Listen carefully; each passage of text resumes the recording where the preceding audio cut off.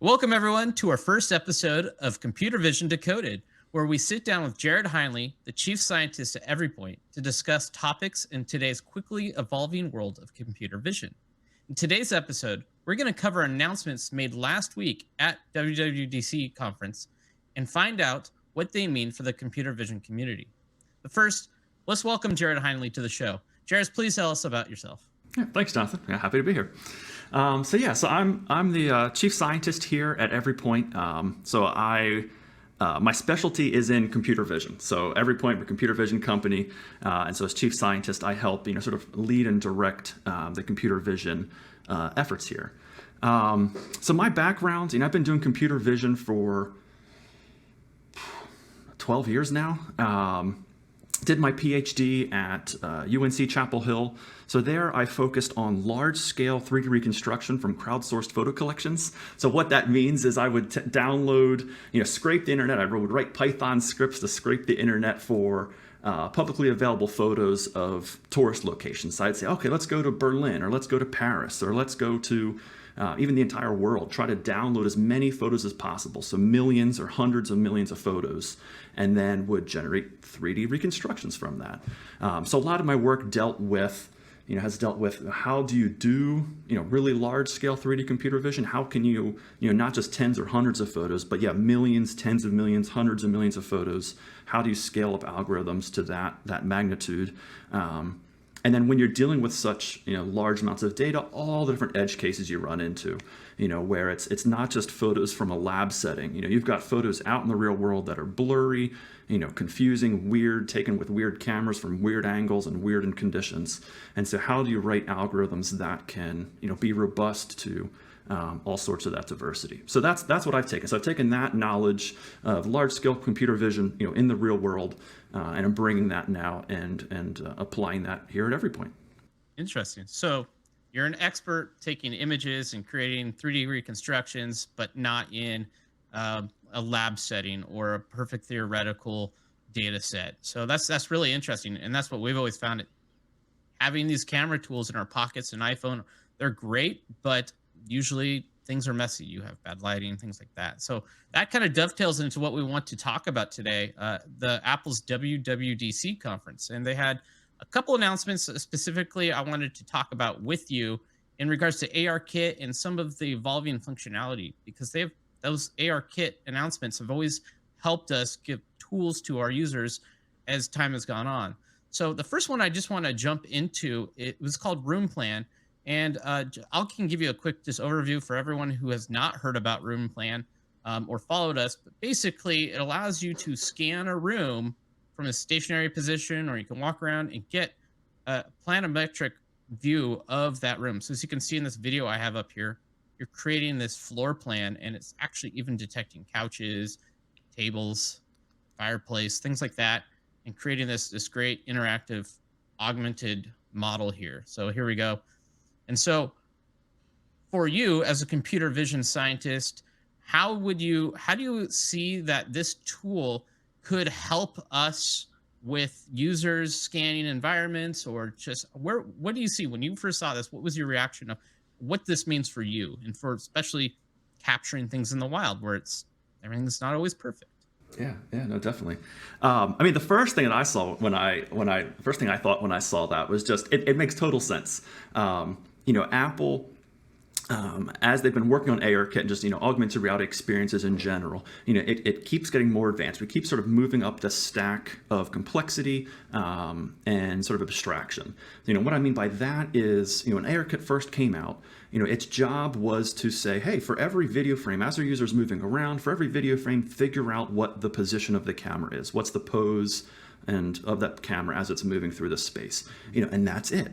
So it's just sort of understanding, some sparse points in the scene, the camera position, and so it's that sort of basic, level one of understanding. Eventually then it starts adding in, okay, well now we can do plane detection. So, okay, so there's some points in the scene that all look flat. Maybe that's a table, maybe that's a wall. So we start understanding these individual geometric primitives in the scene. With introduction of the LiDAR sensor, Apple also introduced some semantic understanding, being able to say this This looks like a chair. This looks like a wall. This looks like a door. So there was, I forget how many, there was like 6 different classes or some limited subset initially of semantic categories of objects that it could detect. But what this now is sort of bringing all of that together to one cohesive experience, saying not only can we identify these flat surfaces in the scene, but we understand how they work together. This is 2 walls that are joining at a corner. This is a door that's inside of a wall. And so you've combined both the geometry and the semantics of that environment into a single representation. So what I'm excited about, how is this useful for computer vision or computer vision applications, is it's guiding that user to create that experience. One of the things that's hard is, when you are in sort of a constrained environment, sometimes it's really easy just to be like, oh yeah, I've scanned everything in the room, but not realizing that, oh, I missed, the table in the corner, or I missed this thing in the side, or, oh, I didn't actually scan underneath this, table in the middle of the room. So having that, quick and easy way to build up a floor plan, then enables additional sort of follow-on applications to say, well, hey, now I've got a rough map of what this space looks like. Let me now use that to sort of help guide users in that space. Yeah, that makes sense. That's what we've had personally working with a lot of users at EveryPoint. It's really easy to tell someone how to walk around an object. They want to scan a toy figurine on their table. It doesn't take a lot of effort and know-how, but like you said, scanning a room is a lot more complex geometry. So how can we quickly guide them through that process? And so that actually is going to bring up my second topic I want to talk about. Is now we got this great room scan. We've built this room, and you can now better guide a user perhaps in subsequent scans of that room, because now we know something about our space we're in. Apple also announced, if I show up here, the ability to take a higher resolution video while running ARKit. So Jared, you can tell us that, like, what's the limitation that has been in the past versus what they're doing here now? Oh yeah, yeah. And so, like, in my role, I feel like I'm both sort of engineer and scientist. And so, like, the scientist side of me, is excited about room plan. The engineer side of me is excited about the enhancements to the camera. Because here, so previously, whenever you're using ARKit to run an ARKit session on device, it sort of locks down. So Apple, the iOS operating system locks down that camera. And so I'm stuck using 1080p video. So it's 1920 by 1440. And you have sort of no control over the camera settings. You can't use HDR video. And you can't take photos. You're sort of locked into this video experience. That's what it used to be. Now Apple's really sort of unlocked the camera. So when I'm running an ARKit session, now that ARKit session can use 4K video. That ARKit session can use HDR video. You can even take still photos while that video session is running. So it's really opened the door for developers to take greater control over that video capture session. Now, why is that useful? I mean, that's useful if, as a developer, you know something about the experience, about the application that you're working on. So for instance, if I know that I'm going to be trying to scan objects that are really close to the camera, maybe I want to take control of the camera's focus and sort of lock that focus to add sort of a near distance so that the camera isn't sort of focus searching, near than far, than near than far. I can sort of fine tune my application to meet the demands of what I'm trying to do. Or same thing with the camera exposure. If I know I'm going to be in a low light environment, or I'm scanning a dark objects, I might want to overexpose, set the exposure higher than what ARKit might do by default, in order to get better exposure control over the objects that I'm interested in. Interesting. So in all the time I've interacted with computer vision and photogrammetry in general, I've also learned from you that higher resolution imagery doesn't always equate to better imagery. Yeah. And so they are unlocking double we're going from 1080p 1920 by 1440 to much higher resolution. And they did even touch on the conference session that in the past they were doing pixel binning to get you more information and darker scenes, things like that. And so I always had that question is that if I just get a more megapixels camera, will I just get better results? Can you touch on the fact that perhaps while this is going to give you more options, what does that, do we always need more megapixels? Is there more to it than just the fact that we have pixels? Yeah, no, that's a great point. It's a great point. So yes, more megapixels can mean better results, but it really depends. So with video especially, one of the problems that I frequently come into is the quality of those pixels. Sometimes, a lot of times, comes down to motion blur. So if I'm indoors, it's sort of medium lighting or dim lighting, yes, that overall video looks crisp, but at that pixel level, there is a bit of motion blur. Neighboring pixels, that color has sort of been blurred or smeared from one pixel to the other. And so when I go from that 1080p up to 4K, well, as opposed to that blur being 1 or 2 pixels, now that blur is 3 or 4 pixels. So the value of that individual pixel isn't any greater. It's actually less because that pixel has now been blurred across multiple pixels as opposed to a single one. So there with motion blur, it's the more pixels just kind of means more blur because it's just sort of been amplified. Interesting. The other thing you talked about there, the pixel binning, and that's also important too, is with that lower resolution video, Apple's able to take multiple pixels on the sensor, and sort of average together the intensity. So the photons as they're coming in, hitting that area on the sensor, it's able to average that together to output a single color for that pixel. And what that gives you is greater robustness to noise. So like lower noise in those low, dim lit environments. Moving to 4K, your options for pixel binning are reduced or removed entirely. And so now you're going to see a greater amount of noise because the area, that area that can capture those photons is reduced. And so there's higher noise in the pixels, making them less useful. So for me, sometimes even when I'm doing 4K video, I'm going to downsample that by a lot to try to sort of simulate pixel binning because that higher number of pixels doesn't actually give me greater quality. That makes sense. We're seeing in the non-Apple world as well, manufacturers, for example, Samsung with their 104 megapixel camera. I have yet to actually buy and try and see what that can do for us. But what I hear from most people is they actually don't want that. What they want is the pixel binning output at a much lower resolution. For one, no one wants a file size that's 104 megapixels, but also just, they're able to recover a lot. All the noise goes away, or not necessarily goes away, but you get a much cleaner, crisper photo by averaging out those pixels. So I find that very interesting. So I always like to remind people too, more pixels isn't better. And in fact, also size of the pixels makes a difference, I've noticed. So if you get close to an object, people say, well, and I can get things further away, but should you just be getting closer to the object in your, your capture? So there's always that. Thank you for touching on those capabilities. The only other thing I thought was interesting that I thought might overlap with computer vision is the do copy and paste feature that people are loving, where you can copy, especially on an iPad, an object, and then paste it into another photo or paste it onto a black backdrop. I've played around with it. It's pretty amazing. I'm pretty sure that's all machine learning happening in the background, lots of training to figure out what certain objects are, because I noticed it does a really good job at people, pets, things like that.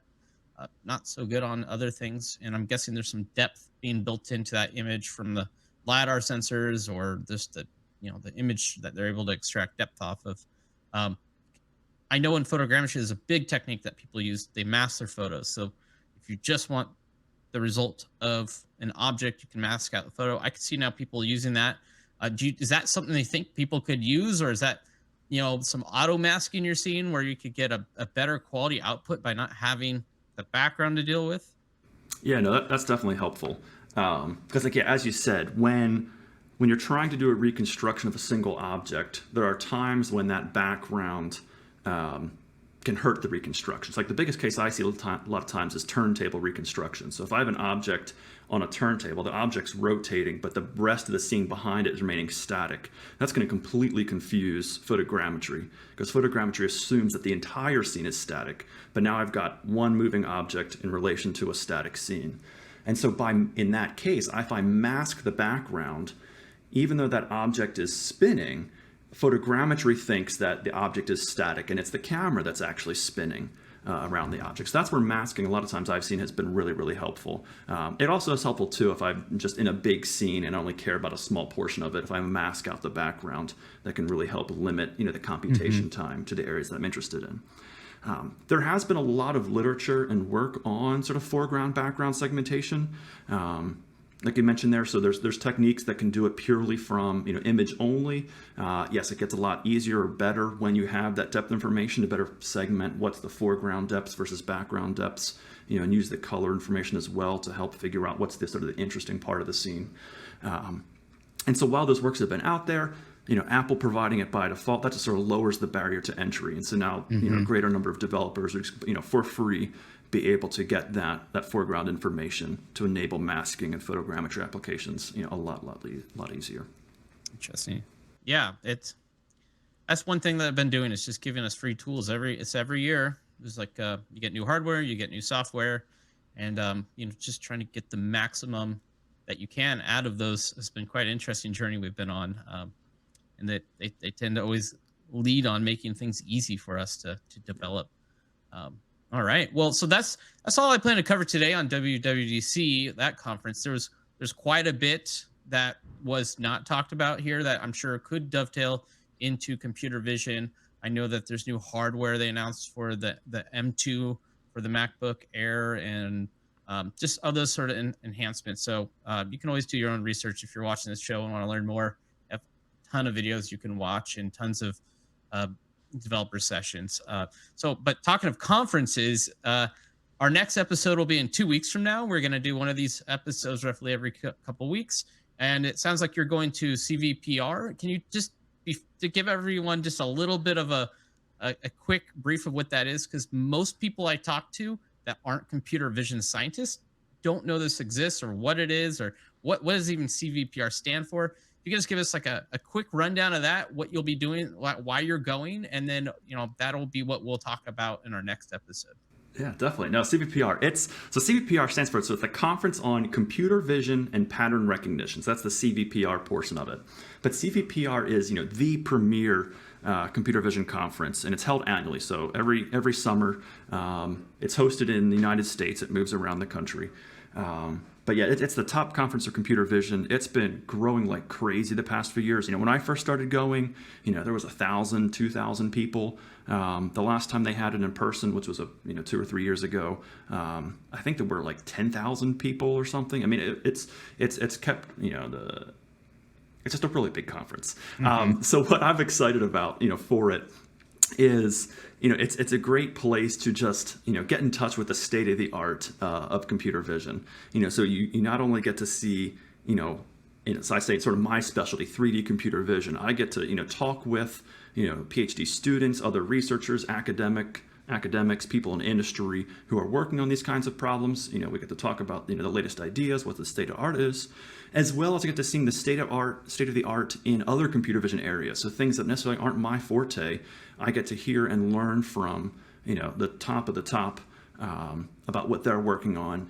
Find new ideas, figure out, I can actually apply this idea I haven't even heard of before, but this helps me solve a problem that I've been thinking about for what I'm working on. So it's a great place to connect with other people, share ideas, and learn what's current in computer vision. All right, and so that's what we'll cover in 2 weeks. Just kind of your top highlights that you saw from the show. I've been lucky to know you for several years now and kind of get to see all that. But I do know that you are somewhat active on Twitter, especially during CVPR. I would say if we were to graph your activity, it skyrockets the week of when you're there in person. How can we follow you online or on Twitter? What's your handle name on that? Yeah, my Twitter handle is just my name, Jared Heinly. So I'll be tweeting out anything interesting that I see. That's one of the things I love doing when I'm there. There at CVPR, is I find papers or posters or ideas that I think are interesting and applicable. Just sharing those out with the community. Yeah. So I'll be. Also noticed that you've already been retweeting a few papers that have already been submitted. That's one thing I always find interesting this time of year too, is sheer volume of papers being submitted leading up to CVPR ramps up considerably. So just being able to see that and get an inside view of a computer vision scientist of what they find interesting is, it's fascinating because a lot of this is pretty far out there on the edge of technology, but you're able to kind of give us a nice curated list of, well, these are interesting, at least in your world. So yeah, I'll be very interested to see what you have to say in 2 weeks.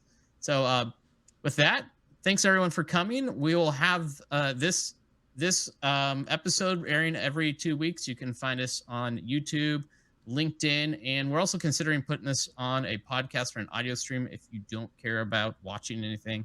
You just want to passively listen to this. So again, this is Computer Vision Decoded with Jared Heinly, and you can find us again on all of the streaming services, YouTube, LinkedIn, and pretty soon on podcasts.